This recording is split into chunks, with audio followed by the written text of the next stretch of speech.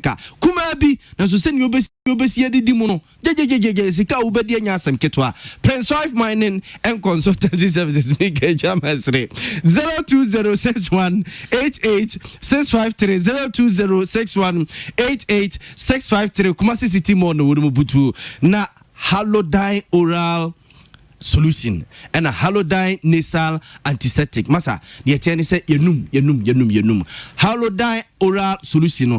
Yenum, the James Pinua, Nawaho, Obu Noma was sent to say, I draw Ghana map, Kumase map, a Doom map, Africa map, I do droguso. Open your bebuamu num or gems, and ya dia den carbonenum, Nina Bequa, a Halodine Oral Solution and a Halodine Nasal Antiseptic. And ye unim. So James no ebi kwakwateronti COVID-19 ya ba won so mo say odun sa ko hye ohunimu a abone befa wa kuru ni paduanum odun sa ko anum ebefa ho eti Halodine Nasal Antiseptic no ohunimu nyina de ne be ye ho adwuma ma Halodine Nasal Antiseptic and a Halodine Oral Solution ye wonum osiasen kanka ni nyina be yi afiri ho kama for 024426 8417 0244268417 Halodine Oral Solution Halodine Antiseptic and thank you for the amount yeah Ekins Adepoku Akwaba Mira. Now pom to say. About the Adam Boko, Namozo. I'm Adam. Yes, Shani Musa Hussein Donko. So, what's your neighbor? Unyaiba. No, Becca. Can't say Hussein is a wood, see, I'm his own neighbor. No, Becca, dear Beza say. There are some no more Becca. Such Supreme Court now, Deba. Now, then, there are some no Becca say. I don't really be Biaka. I was ready, which I ought to pay. I know, I would see be. Yeah. What will be your assessment? There are some now, Becca. I'm chair at T4 near her for, and then my constituency for. Na my father at chair. So and I'm saying Crawford album. My constituency for say me ba my Maakye patrol a chamfom ko ahona. One ko na me chiana. It's a me Crawford mo lakeside ho nyina nyineti ase abrojum abono. Saadi kosi obokwa no mechia mu nyina no pay ejamfo wo de minimisa wo set no da bia wo de solid selection atare e wo Kesben mechia wo ne wo yire ne wo ma anopay na machia RM ne regional chairman na fe the constituency bosom twefo nyina ene me minister designator say say yes, I do chum. Dr. Yao. Let me quickly wish somebody, Mrs. Charlotte Spielgabra. She's 65 years today. And it's from your daughter Beatrice Spielgabra of TV3. They are my family friends. Oh, okay. Yeah. So when they are Mrs. Charlotte Spielgabra. Yeah, I know. Oh, you're 65 years. And Charlotte, my mom official okay. Yeah. All right. You too. Okay. I want to know say a fast Supreme Court and a honsome. Now, you two are very you're Mahama, or yes, say, wedding kunim, binum stray address, a young fan court in Supreme Court. If you think, say, BB, a war about one honor and young fan court. Ampa, say, or more, they did a crash, same Crawford man. They saw the wisdom in the advice that almost was saying. Okay. It's no, say utie na odikopie ho. Na sabe da bia meka no. Blue kiosk ho analysis no different. So we na blue kiosk ho. Blue kiosk. So we are. We go chap you ni be. Pepe. We are analysis about court or somewhere different. Court that one abubu na different. Ti da bia because yemfa ehumobro ana motions ana say misusu mekase I thought I feel yemfa ade en nko ye court with greatest of respect evidences ene sebi nyansa semo a obeka na wa kire usune oban sa asem a wode baaye no sei na nyina so ote eno ene ye de court nti se wo ma nipa no enya reshem bi abra won fa nko court na o ki kan sem bia when you go to court, the reality will dawn on you. Into a hot now be who say, Sabi say, Ahano, as no de ne kikana bontino, and as no de Yabekano. This is a serious nation. When you talk about election petitioner, and your child's play. So you prepare yourself and go there. Who comes to our dance here, who did you so? Say, and no, and I Supreme Court, no. Am I in say, I'm pa. I had a whole bar, no aboa ho. None the ye be or say, Mrana yen I tintim no, near faso, na ye de aye. And then I who ye. Yampanin for ye, John Dramani, at the coy. Or the coy, no.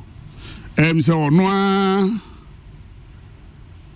from swa or no de abano cross abes record to say yen na uncorrected nem from swa why. In see my who sent from swa de next say if we are say I won obia to me from swa. To court man coin say court na correct. Even the second one cross and the buy no na from swa. And even we are almost second a year on the buy no crime say paragraph 8 or something of sort. They themselves, as I can say, me man, and no there. After fourth, no, we go there. Now, if we judgment, nyame boa, a lawyer, sorry, a judge for penning for no match, say nyame boa 4th of March.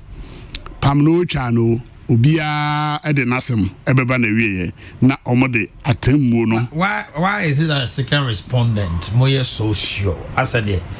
Na jina bibi so anase de mahu de akosie nti na mo fi se mbe hu na wie ya anase obi eni wo kokko to ko difo de na sam nye de kra no oso wasam enti wo a ususu se wasam ode na me de I still insist hwe oman Ghana ha electoral process no enya de kitwa o I'm telling you it will be difficult so obi betumi awia unless wa nye one kasa party no one show name ye it da bia me ka che me microphone no say election na ye na Ghana na ye nhihye ya da ho no lusu ana wa lusu ampa wini ana wa wini because unless say any of microphone no so a wode wo mobile no they might have compromise to say they binum say election no enu nti ye no ya set up our mechanism say am and we saw say President Akufo-Addo Edin Kunim.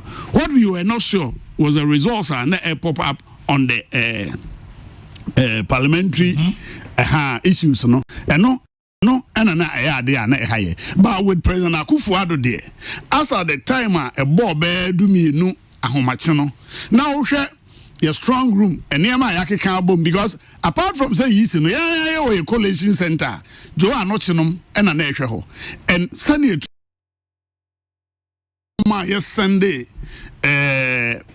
results, no, via SMS and nominate other means. No. There was a time where Zoom nominate where they were not, and they take the real figures. You show them even on, or you took a photograph of it.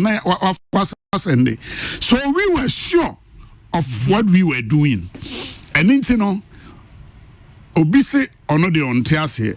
Edika also we win okokota also we win uhwe eniema akoso wo ye ma file ani nyina enkono mu a ba kokora entumi anko in their favor. It shows that asema omo anga so omo de koye no ye nim se na nko omo so omo win omo kokota omo se omo win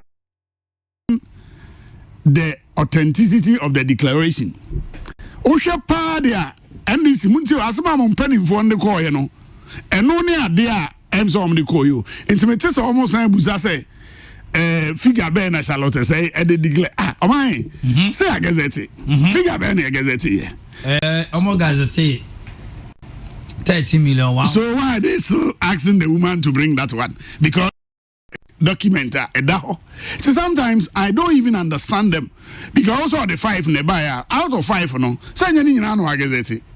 There was one gazette and no the most 5 now cry all can the hin na dey see doing get your boy President Akufo over 50 of them it's here na me say to say omo ka say your odi ye emra ade odi ye no it's a public document now eda yi si no website I guess it is obi say guess on famra je ya je free maame no ho wo a wo se wo ba be dance wo ba be kire say ye wia no wo ba court busa wo say ede na gina so a wo de ba wo se wo agya no efie aboro nye wo so me agya na be so that's why it's that was when we need maame no de na say no mo friend na such nchino me gina adaka nim no eno no de atu dwa say na me kan ye eno nti adaka na obe gina mo no obi sa obe gina na obe build no strongly I mean in case we don't do that. So in the national no me de enra they didn't prove to the court to say they've had a fresh evidence where it will make them win their case. All that they sought to do is to just try to slow the process, make sure say can be say it's time the NDC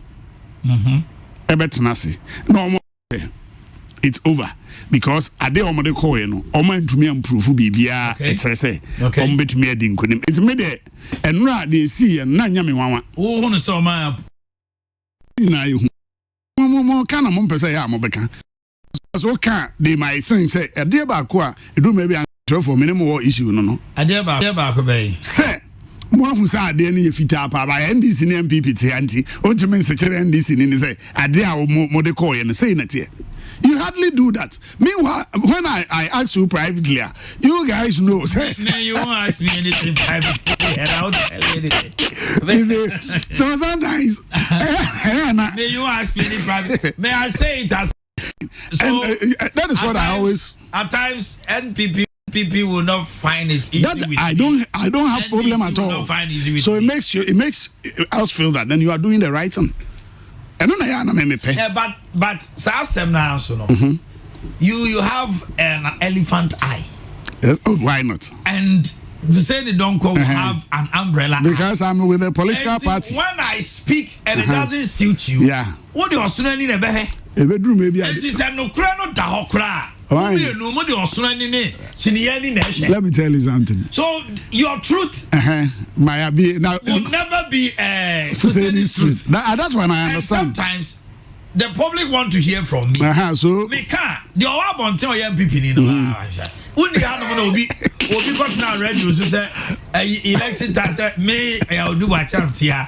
Say your mama tia me ko say I heard every time. But you know what? I understand sometimes where, but because maybe I'm people somehow can. It's so and you know cre. And you challenge the pair. Obia or cancer. Me cancer. If I know I'm peddling falsehood within my conscience. My genuine ankasa me ankasa na mete ha no me hu sa sama American. That is you. Yes, by the virtue say I belong to a political party. Ntemen can be so that my people, but that is wrong.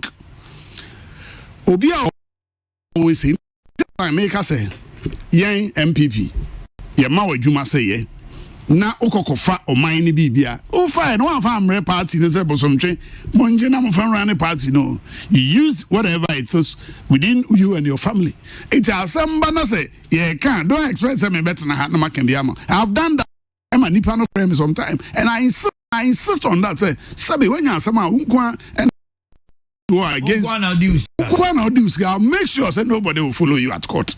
Unlike the NDC, you know about your boy, say some no say no crazy and no money in the America. Eba was all mobile. Yanshara, the CA, Chachuchi Gata Casa, Munina Casa, George for number. Now, fee say last time now Casa whom he asked for for review. I told you. Ebimoso Casa Chachu might come out with a book. To probably he was also looking for avenues to get pages. It's school of thought. No. I mean, it depends on how everybody sees it. So the whole kind of truth is subjective. Ubia or how he uno. But one thing me Ubia because Chachu. You see, the man is an academic or trade. A lawyer is be all say there is a difference between teaching and a practice. Sometimes it do maybe the old say no na we say on practicing the say no.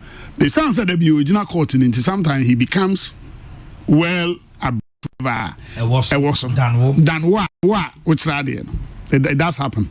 And which will be there no says on to me huna adwuma ne nche ho. Na say won to me nche teacher ni na che doctor there. That's exactly. But of course with a doctor na diagnosis. That's exactly. You know, with a true Mimi who so you know, be because say he's not a good lawyer. Mimi tie only that nensama okana always or can a do maybe cry me to me teaching as a so ye nipa no ye counsel na and to me am pen or no so also kase we are na you say was said bibia fine a maneuver was get up. I think I've come to love a maneuver. That's true. Unassuming. I'm telling you. Within 10 minutes. It's now I call to the authority. Yeah. Now I call to the lords, presidents. Now I trust. And I heard somebody. It carries that. I'm telling you, I heard some NDC man saying I'm a new one there or no crying in Yasama on for lawyer. And I'm saying maybe the spectacle. I'm a new one, so no, I'm a new for crying Yasama or no. I think many makers say they don't follow because sometimes I was expecting a maneuver and to say something about my men so my relief say asama akwane kano. That also to me convince I quote articles whereby I may relieve was when our lead counsel Obechen said I am misconceived, irrelevant.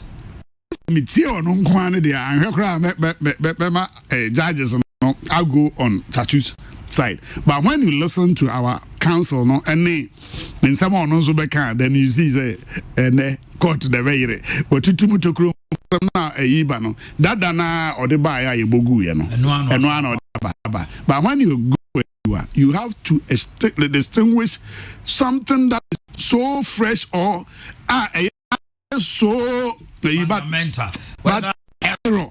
But we hear in some now said there's something special. These judges, I feel me, my Supreme Court judges no edipa. I mean, 2031 you made. I still believe them. 2018 it was 5-4. Yeah. And me, Chachu review are no konina and one thing I mean say strategical. Even if only one pekra have dissenting viewer. Where satisfied. I'm telling you, it's not that you don't know 7 you add 2, still they can overturn it. Unless maybe there's a fresh evidence, you cannot do anything about it. But all along, it'll be anywhere. Yeah. Into me, now in obedience, you don't know what Chachu sought to do. Even if he had only one. And I am there, I say, I read about the judges. They don't even sit down to decide. They say, you. Obia de neighbor. They are not there. Obia de. Obia de. Ne verdict or no actual no. Ediaba. Omo de bana, omo de ababisia. You see, so it's not like say, oh my hey, for saying intro. Mostly when they go in there, they do conferencing.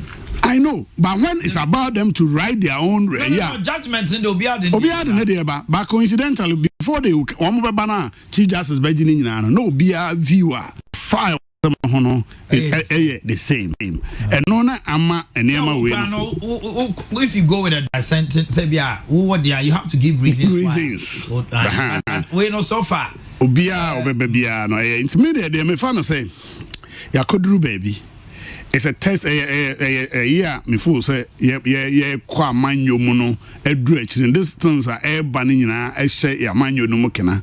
So you agree NDC did not waste our time as you were if you want anybody who will say that it's a waste of time no sometimes depend on the substantive issues that has been discussed there. Okay. It depends on how it is. But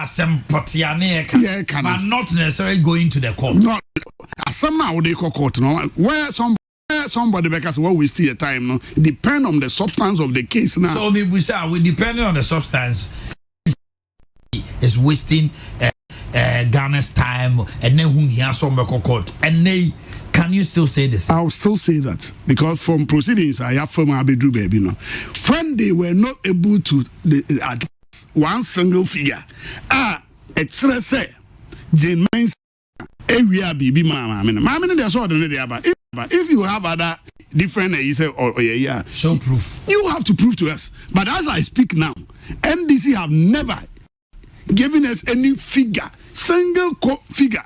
It's say almost different figures. So how do you tell us when we need? So say don't go welcome. Thank you, Mami no pay. Mirasipa, Maminchia, what you for no here for. Maminchia minion so. Onye no kwaji post ni bi na oyache. Also that na you want here na was who ka opa kra memma no nim de oba be kana no pe. Mama den ko ha tiefo. Because we are boy empty post over the bank. Yeah, Gaza. Omahini. Miti minu apani na se. I just saw kind of MPP for Kasano because you say not yet. But Obeka MPP for Kasano. Anybody our Ghana, our G democracy deeper obeti me akase NDC going to court is a waste of time. Be no anti-democracy ase. Ene bia wafa nanado space ni bia she unse sa space no sha oso no nko na ohu bi so no ho ntina akwada ne sa. Other than that, elections in Ghana will never be the same again after this Supreme Court verdict. Because 2013 MPP for Kobaye no, they learned their lessons. Trust you me, NDC, we are also learning brutal. Because they say no, me amiti heme who say metina drobonso na say electoral officer, returning officer wo echinchim mensa na menena ndili wo na ekodru court. He's not a party. However form I will take, whatever I must do to make sure that the thing is corrected there and then, no, I must do it. That is what the Supreme Court is telling us. And only lesson so far was oh yes, yeah, brutal. Yes, been so I can say Supreme Court judges can write their own books and reports, but when it comes to critical, they can go against their own books. ABSC was Supreme Court is here, me Nsema onwa ebia justice any natural yeah. Some of the rulings onwa maye edru there then. He has gone against some of them. Yes, for me, I am happy because what Chachuchi Kata has done for the whole world to see and say, yes, we are dealing with human institutions. You see, what I am also picking right now as a layman is say, it's not so much about how much law you know, but it's how best you can win the favor of judges. Because you can speak all the law in the world. If your presentation is not favorable to the judge, he can decide to dismiss it. Is it about favoritism? Yes. It's about winning the favor. It's not about law and evidence. If it's about law, people are arguing law. People are also arguing favor.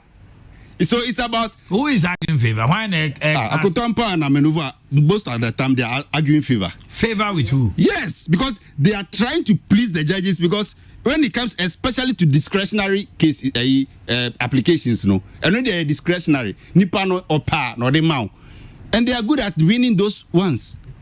But so from they are good at winning favors. They are not talking law. They talk favor. Now what is favor in court? Making the judge understand you better, making the judge agree with you. But you can't speak English. You have to give precedence authorities. You can give all the law. You can give all the law. You can quote all precedents. You can quote all everything. Judge that is what is being played out. Yes. And who is a judge? That is what is playing out because some people are saying, Chachu is being too rude. Chachu is being too straightforward. Chachu is challenging some authorities. Chachu is not bending to some of the way. I have friends lawyers who say, yeah, Chachu is speaking law, but challenging judge and when it comes to discretionary, the open oil.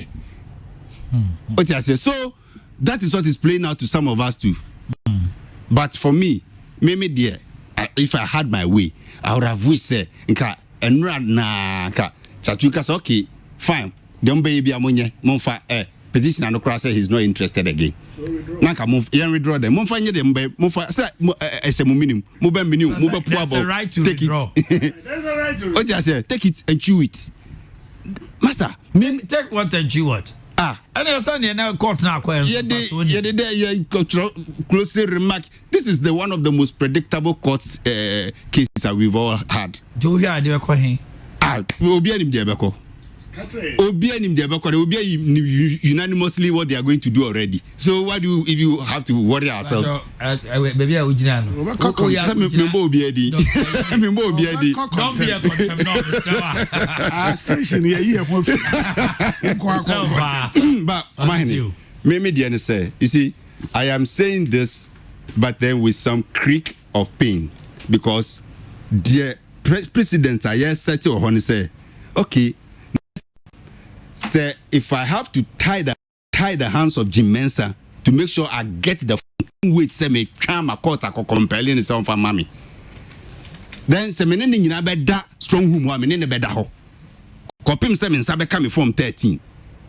That is what the Supreme Court is telling us. So you shouldn't have given her the benefit of the doubt. You shouldn't have expected her to do the right thing.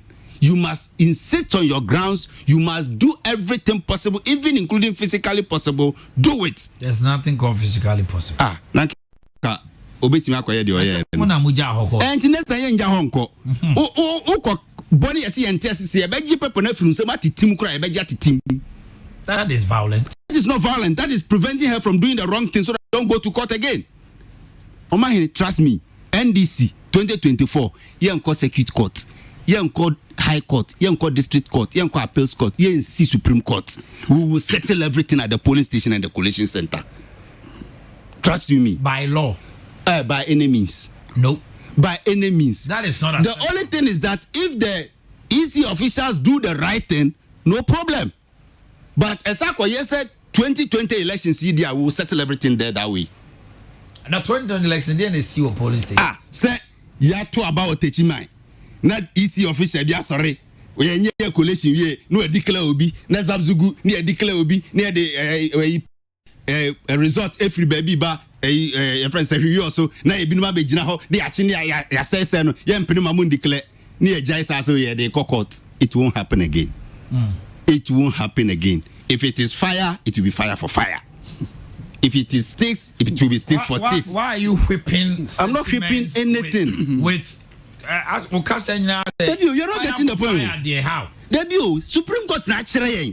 Supreme Court catch us today. Waka chere say and na ho entwen say Jim Mensah bedru ha because okodru ha ya ma won bisa no question. Ya ma won inspecting the documents. Documents are just or the more ya ma kwan ma ne o inspect. Ya ma kwan kra ma ne begina adaka num. Enti entwen say won ne ba ho. Say o kasa so na akwa say Supreme Court for share da. And almost so much Jim Mensah ma. Oh. But and somehow Mami no ka say yendru bridge no ho ono akọ sea bridge. Yes am me kora na say bubu bridge no. Me ba che otie me. Enra say utie agoton power. Or say there was nowhere in the woman's affidavit or witness statement or status. It's clear. Those questions can be asked during cross examination. So who was cross examined? It doesn't mean that he swore under oath, under oath or affidavit or in chief. So is the Supreme Court looking for truth and justice for Ghanaians, or they are trying to use technicalities to favor Jim Mensah? The Supreme Court can never use technicalities. Technicalities. It is what you present to them on law. Yes. And facts.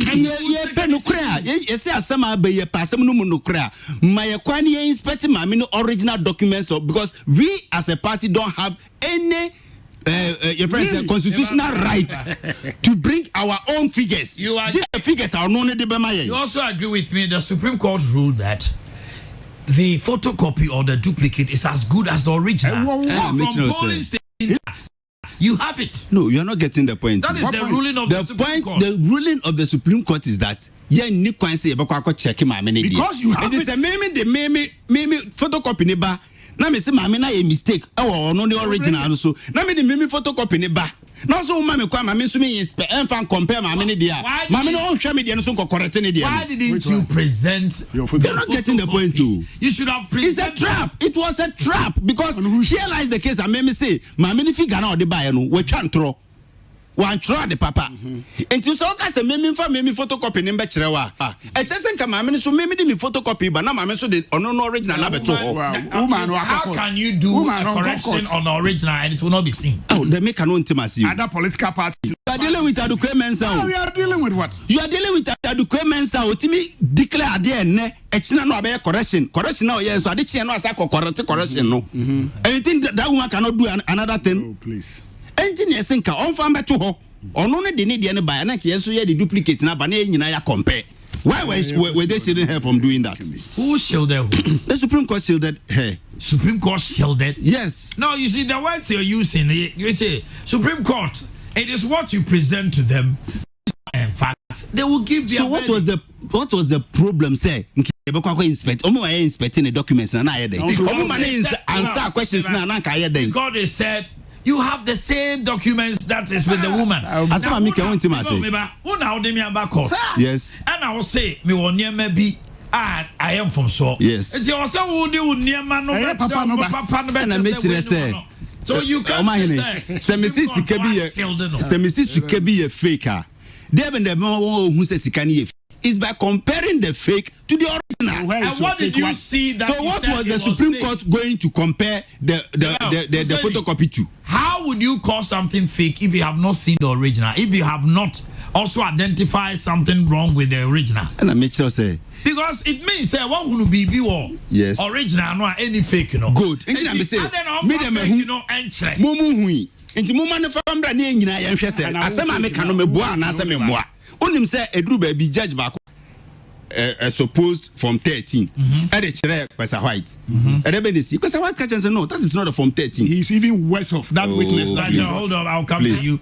Hello, Pesa White. Allow him to go. Pesa White say my lord, that is not a from 13.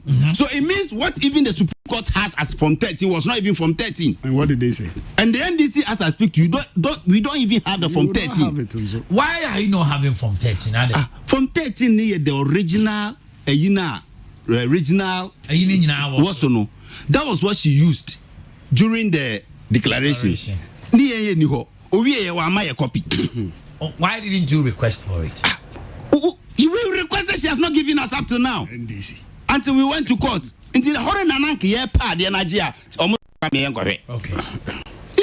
Those are some of the things happening. But and I make say, Chachu, Lita, Dr. Yenene, Sami James, hold your heads up high. We are proud of you. My Juma, Mamo Bie, say, no credit, no crash, Yamotum, and they use English. I'm not mentioning anybody's name. Me say, yeah, the no crash, Yamotum, the English. Where you are going? Okay.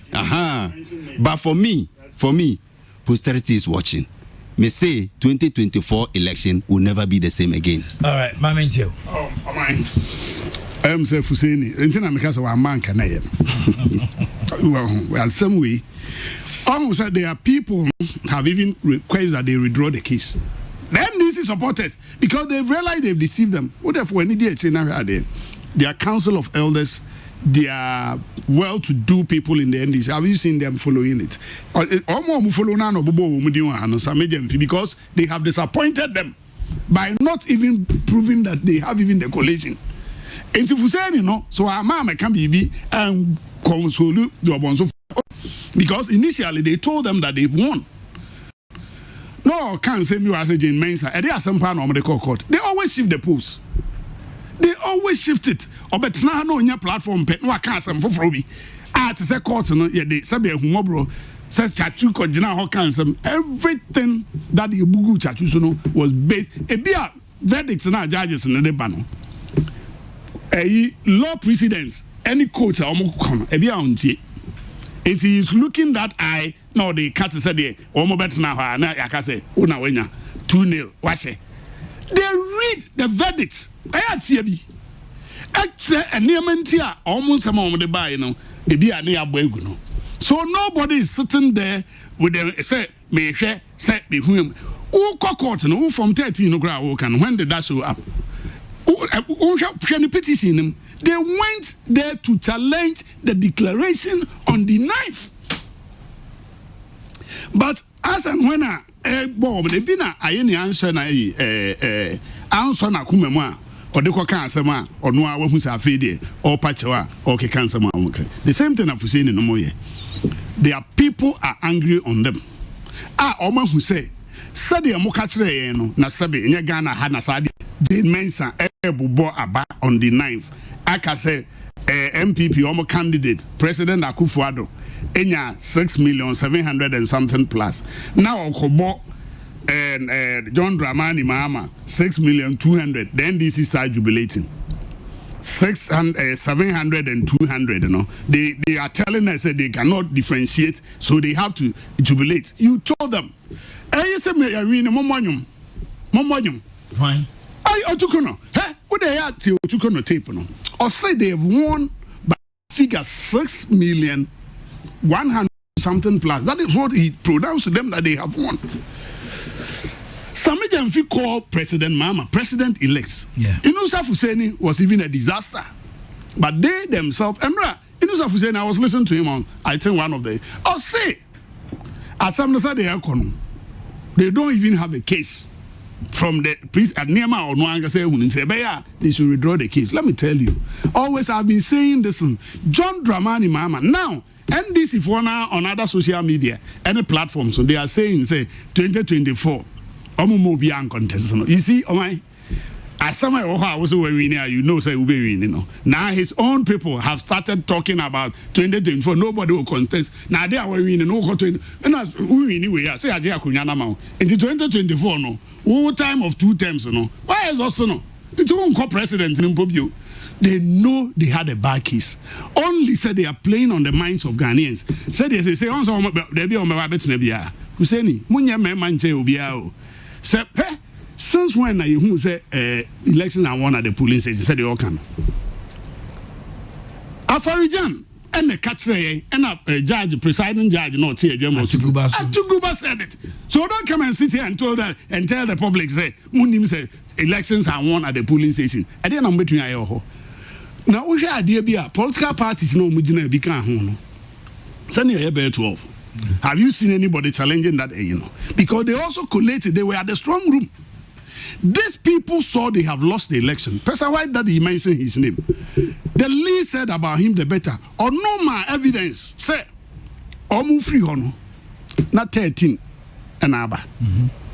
Matulunu came and told them the court the same that when they were living there, all the 16 regions has arrived. That they signed only 13. So sometimes, where evidence are what they buy, you know. And no, and I court and who say, and some are more okay canon. Because I am so you with your people say, Obi say, ye free ho. Not 13 now, but nipa me, you know. O say, Mumpesa baby, mummy, no munko. Whilst Jojo Metal Nunu was going to the woman, Rojo. And then they would meet now, a more non quane mamino, a go be see a buy. But I said, and sometimes when they speak like Mamino gave them the authority and other stuff, more verify now from day one. It's Mami the matter that the area most important, the strong room, and this woman will ask you people to leave the scene and you do. Ufuseni, polling station, Nikro take Robonso, Obiaka says Uncle Tais or Takuram. Let alone penning for you, baby, it matters most. It's a mean, no, they can now, no, they are trying to tell them. He's raised the concern, sir. So, couldn't it have also happened, sir? And some of the Juka in a beer and you hold man, Tina, any bremois, BBR 7070. I'm rubbing the womb. And to honor the who say, just as at a point in time, I say, there is a little favor.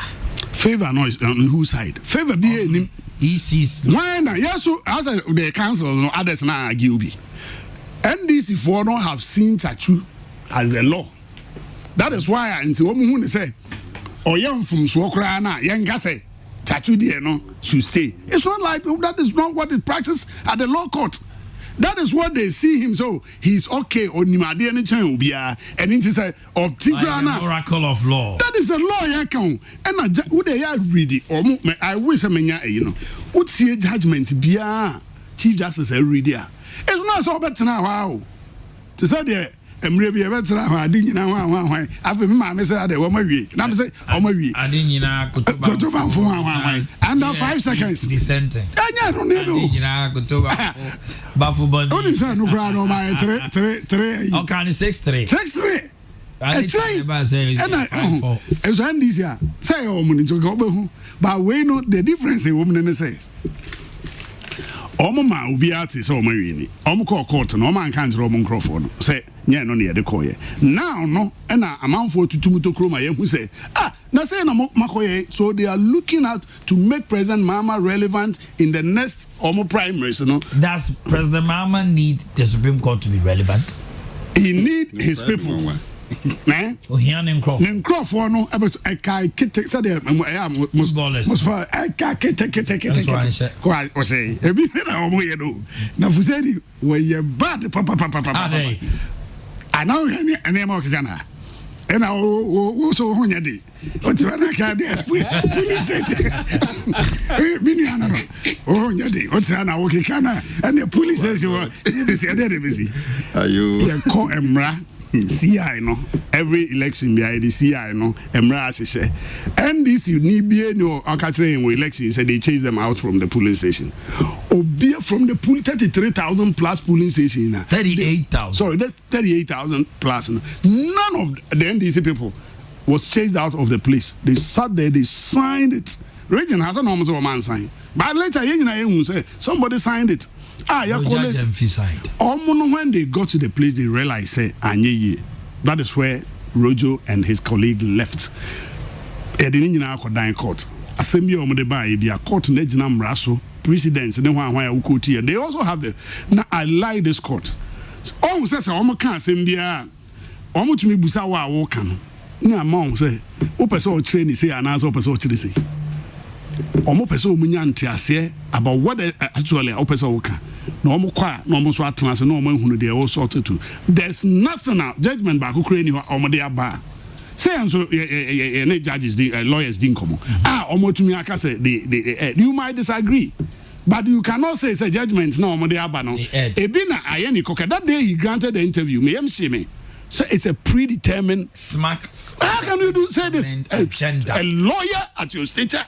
Now you bring listen, you smell lawsuits on them, and now you bring a letter of apology. Yohana Supreme laws, when you do train it be say John now I thought to say no as an attorney general deputy there. He should be the first person to go by those. It's all mind there, can you say? And some yes will be uncle fan imra. Ne closing nyame ya toma sani etie bia no on the 4th. Sebeko bunkum sebeko nifa judges no ade o Sanchez sebeko bunkum ujina nifa ntu sebeko wo kra mi ngwa na say ade mu nim dada so ya metem morning I don't know what you are me na me na ko dey to let me do this. Let me say good morning to pharmacist Emmanuel and Nathaniel Asma of NHIS who's a special assistant to Honorable Stephen Jalula. Genesis Aleshba, Rajo Asma of Najis Class 1. You're celebrating your birthday today. So, Genesis Aleshba, Rajo Asma. Today is your birthday. So, happy birthday from your father, pharmacist Emmanuel Nathaniel Asma of NHI. Okay, Fuzeni Mamitio. The NDC, as you know it now, Sabi 1992 Constitution, Sabi Yeni Piano Fruma. Yen ye sheda jina muma even the Consultative Assembly. Na yanum enen baby. If anybody respects the law, it is the NDC. And when Sabi Edru baby sooner there is a miscarriage of justice and law. We try to show our emotions. Say this is not what we actually birthed. And for me, yes. Obiweti may use institutions and use his powers and do everything that they want. Thinking, say, power is for them forever. It is never going to be forever. The NDC had a case. We showed our case to the whole country. We went to court as Democratic Party. I paid the peace of Ghana. We could have done otherwise. What you say? Yam pipe and crawford glasses. Ne, I'm one crawford kind of brass pot. Ya nyebi. We demonstrated. We could have continued with the demonstration, but we chose this path. Yes. Mami Kanchan say, John Dramani Mahama does not need, even this court, some of us were preventing him saying, Kamanem Kokora. He doesn't need the Supreme Court to relaunch it again. Well, we need the no. Until relaunch it. It is even with the NDC. Sir, we let you down. Ghanaians voted for John Mahama. NDC as a party and a structure and agents no. It is a baby Ghanaians voted for John Dramani Mahama. And he had 6.2. So, I can say that one too. Send the contempt. No. Away from. Good. Ghana fought to Abama. Yes. The NDC agents, former appointees, party executives. Yes, we disappointed him. Yen the Mohubain and Omuviaye. And he Obi Kra well say Oko Pa Obi Chawa. It is we the NDC as a party.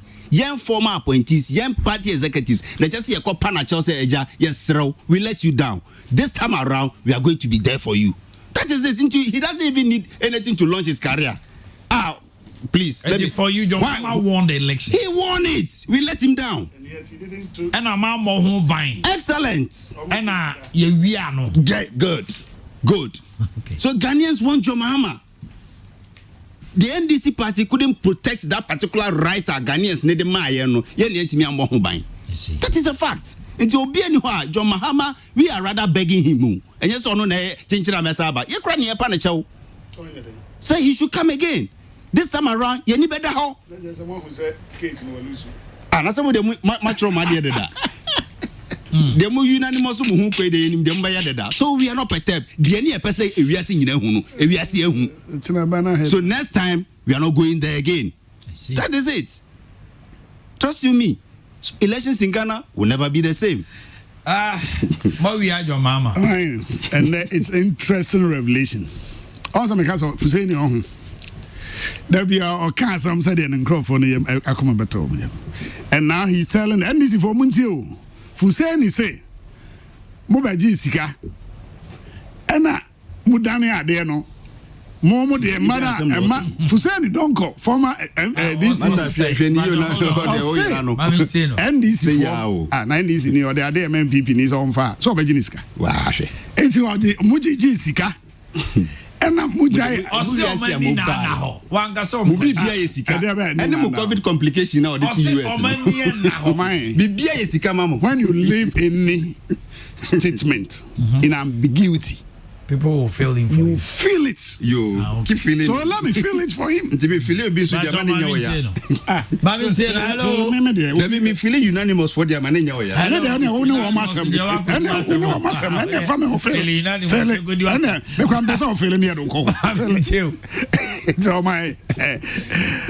Or say, Crawford no, I am behind. Into no imagine them there, and no man has one my John Mama ye. And until no, almost a feed almost baby, no magic 2024 no. When Fuseni made that statement, automatically, wouldn't baby as I'm not could do. Say, or my dear to say John Mama and Winnie. Into also sign Kobe before said na earlier on American on Sanku Genebu. No one a quack panic say Omra. It shows that almost Conocross I catch them say or no dear a Kaononqua come on Fanco because he realized Uniki is beer. It's in come on fa uncle and a mamma small ding when Tiff saying you don't pass them on the coin and I call see to Omwa I call normal panic 2024 Omra. Yeah, the NDC for us said now they realize they don't have any case. They are Kenyan and say, oh my, you know. And Rebia judges now use this very petition. They send it. Marita Brew, when after 2013 petition, together with Aine. So every act, every CI that is in that a year, me fan say the and the call, yeah, that woman and Aini, no, we attorney general, they send everything to parliament. They use their numbers to pass those into Now omufu say Akufo-Addo lose 2016 no akọ court na buga but nyame onye na dey say Ghana for realize that President Akufo-Addo has done well. Let's vote for him. Na yemfa nonko. Edru maybe we might disagree with something of the hill. Yeah, they are the coin I no all can. We had a lot to say on it. 2016, 2013. We near my for the figures. It to me by say yes, subject need to strictly proof no. Strict proof no. Yeah, or the say figures are or the buyer or more man any you know. Ninyina ba be twemko. Ye woniema bebra na we have a year. Enu nti na ye petition no. Ekokoye 5-4 no. So we do because they took or they say pink sheet within about 21 days no. They assemble more than so we were having the evidence. Some crofo you ma wiaye. Ba abetena he ka wia. Wan kasa collation kra yebusa o fabra. You couldn't even submit one and nema ye dibusa say don't get your box no doc no nyina. Oye o ma ono an boy on tell me ba kokra obi hu say we nya Akufo-Addo ancross. Thank you very much for wasting everybody's time and we don't. Yeah, for me, let Mr. Kings know, sir, the NDC, we have all our pink sheets. We have all our figures. We didn't go to the Supreme Court to go and tell the Supreme Court what constitutionally we are not allowed to tell them. That is why we said, say, yes, your way figures in ne papa mono mama ne menefa ne figures mbra na de ode ma ye na ye hu se mistake ye fan company de o mama ye kwan ye stress en komo ye mbisa no at least some 12 preliminary questions bia interrogatories. Yes and so o mama ye kwan afi ma me na ono aka se o sa interrogatories no hu nyina ehia eduru cross examination mbetimi abisa me no eduru cross examination a wadwane. Even the day now omo akura aka say omu close omu case no judges no cry were surprised. All right. Until they should keep running. Keep running, but we will stay here. We will not run. On behalf of the entire crew headed by Stefan Maakye, we say thank you. Chief Executive Producer Brighton Chekua PSA, Akosia Suma Kukua Jando, and the others. Atobra on camera. We say thank you for staying with us. Echnaya Kawasem will go across Ghana and you share your thought. Thank you.